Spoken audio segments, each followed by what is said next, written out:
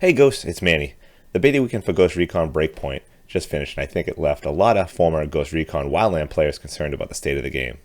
At least the ones I spoke to. I personally don't have much experience with Ghost Recon franchise. I've only played it for about 2 hours on a free play weekend, and I didn't dislike it. It just didn't grab my attention at the time. I had no real preconceived notions about what Breakpoint should be like. When I started playing it, I didn't know the playstyle, weapons, movement, or even the true genre it fit in. I heard it's a tactical shooter, but when I think of a tactical shooter, I think more of like a Rainbow Six Siege type game. Given the stale state of Division 2, I figured why not give the beta a shot, and I'm not sorry I did. I'm going to talk about what I enjoyed and a couple of things I didn't like. I'll also go over the options for purchasing, so let's get to it.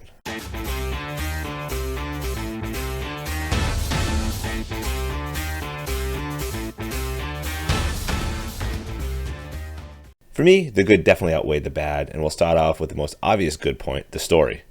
I was only able to play through the first couple of mainline story missions because it was a beta, but I bought in completely. I was disappointed when the message popped up that this was a beta and I'd have to wait until October to finish it. I like the main character, Nomad, and even the villain, Walker. John Bernthal is a great actor in my opinion and plays the villain well.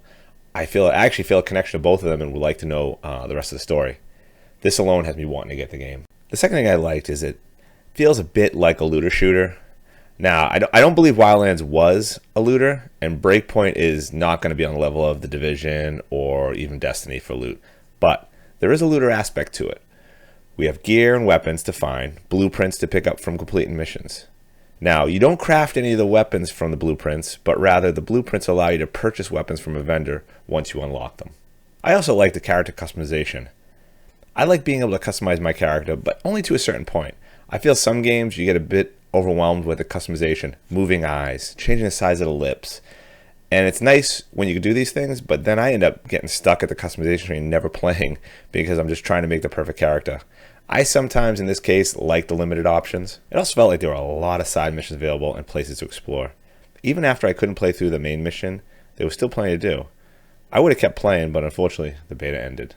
Another thing I like to do with games is find challenging enemies in the game that are meant to be taken out with a full squad, but instead figure out how to do it solo. Oftentimes, it takes a little trickery and time, but I get a sense of satisfaction when I do finally take them down. Breakpoint offers behemoth tanks and drones. I found the smaller mini tanks, but it still took a bit of time to down them. It was the last thing I could do before the beta ended, and it left me wanting more. The last couple of things I really enjoyed were that unlike The Division, enemies are not bullet sponge. It doesn't take 1,000 rounds to kill a single person. There are also different ways to complete missions. You can stealth it, or you can go in guns a-blazing. It just depends on your playstyle, or even your mood at the time. Now, this last point could make or break it for me, so I'll have to wait and see how it plays out. But raids are supposedly coming in the future, and should add a lot of replayability. I have no idea how the raids will play out. I hope there's a matchmaking system because Division 2 non-matchmaking raids was very difficult to compete. You had to go to find someone in a Discord server to play with for LFG. Now for the bad. This is what I didn't like about the game. But first and foremost, we must remember this is a beta. So a lot of these issues we saw were because it was not a fully polished game. Ubisoft has just under a month to fix a lot of these bugs. First item I didn't like was the movement. It just seemed a bit clunky. I'm coming over from The Division, and while The Division itself has a couple movement issues, it does have a fairly smooth parkour feature, which allows you to run and vault, hurdle, slide across objects. I found that in order to go over an object in Breakpoint, I had to go up next to the object, stop, then it would allow me to press the spacebar once the icon was present in the UI. This can make it very difficult to evade enemies when falling back sometimes. I also fell off ledges way too easy. There's no hesitation when you're next to a ledge. Your tune just runs off. It'd be nice if this was prevented somehow. There's really no fine motor controls. It seems like once you release the run button, he still slides or runs for half a second or two. But from my understanding, they're trying to go for a more realistic feel. And if you're running full speed and you try to stop, you don't stop on a dime. To continue with the movement issues, I found hiding behind covers off difficult. Granted, this is not a cover and conceal game, and I am coming over from The Division. But it was difficult to make small adjustments to your location without completely exposing yourself to the enemy fire. Truth be told, I started getting used to the movement near the end of the beta, so previous points might be moot after playing a bit. Another issue with the cover and conceal part of things was I wasn't able to switch hands the weapon was on. Cannot peek left side easily because Nomad is right-handed. The menu has a key for switch shoulder, but it did not do what I thought it would do. As a matter of fact, I don't think it did anything. I thought it would allow me to switch the shoulder my toon was holding a weapon in, but I saw no visible differences in the game. I'd also rather have third-person view when aiming down sight instead of going to first-person view. The reason I like third-person view is because I know if I'm still behind cover while engaging the enemies. And lastly, the AI can be a bit dumb at times. They keep investigating a dead body, and you can just take them out one at a time as they walk into your field of fire. No thought to as the fact that someone was shot and they need to take cover, but rather, hey, look over there, a dead body. I was playing regular mode and not either one of the harder modes, so not sure if the enemies are smarter or more aggressive when you play on a tougher mode. Here's a real quick overview of what you get with each game edition. The standard edition of the game is $59.99, which includes just the game. The gold edition is $99.99, and it includes the standard edition plus the 1-year pass and early access, which is you get to play a game 3 days before it's released. The Ultimate Edition is $119.99 and includes the Gold Edition plus Survivors Pack, Sacred Land Pack, Off-Road Pack. These look to be weapon, gears, and vehicle add-ons.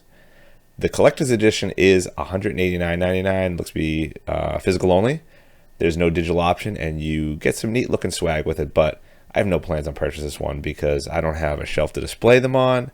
However, if Ubisoft ever watches this video and wants to send me them, please do. I'll build them a shelf to display them on prominently. Now, the $1,000,000 question. Which edition should you buy? Well, basically comes down to standard, gold, or ultimate. I purchased the ultimate version Division 2 and regret it. What did I get? 2 weapons that were obsolete in the first 5 minutes of the game for $20 US. I'm not going to make that mistake again, so it looks like we're down to either standard or gold. I would buy the gold edition because I like the 3-day early access. Now, this not worth $40, but the 1-year pass is. But what if I told you there actually was another way to get Breakpoint where you didn't have to pay for it directly? And if you don't like it, you can just stop paying for it without worrying about it. Dropped $100 on it. Enter Uplay Plus. Uplay Plus is $14.99 a month service and gives you access to most of the games in the Uplay catalog. The website says you get access to 100 plus PC games. Is that all the games they have in their catalog? I'm not sure. The website's a bit vague on that. Let me also say I'm not getting reimbursed by Ubisoft at all to promote Uplay. But what I'm really interested in is that you get access to new releases, premium editions, and in other words, the ultimate editions, and early access. Ghost Recon Breakpoint is included in this, so if you're on the fence about this game, this might be a great option for you. It says you can cancel at any time, so if you're not enjoying it, then just cancel and you didn't end up shelling out $120 for the ultimate edition. Of course, this doesn't help console players. You're stuck purchasing the game, and as I mentioned earlier, I'd recommend the gold edition. The skins and starting guns are not really worth it. Unless they change things dramatically from other games, you will out-level the guns and gear right off the bat, so the ultimate edition is not worth it. This is just one man's opinion. Now, if you plan on pre-purchasing, then you will get some extra weapons, gears, but still doesn't change my opinion. I like the 3-day early access, and then not worrying about purchasing additional content later on. I'm going to subscribe to Uplay Plus. Hopefully, I'm able to play Breakpoint for a very long time, but if Ubisoft drops the ball and additional content is delayed and the game gets stale, then I can move on without much of an investment. Okay, so there you have it, and I really hope you enjoyed the video and found it helpful. If you did, please hit that like button below. If you have any questions, please leave a comment. I'd love to hear from you. I plan on making more Breakpoint videos when it's released, so if you'd like to see more Breakpoint content, then please smash that subscribe button and also follow me on Twitch at twitch.tv/Maniocrity, where I stream Friday, Saturday, and Sundays at 10 p.m. Eastern Standard Time.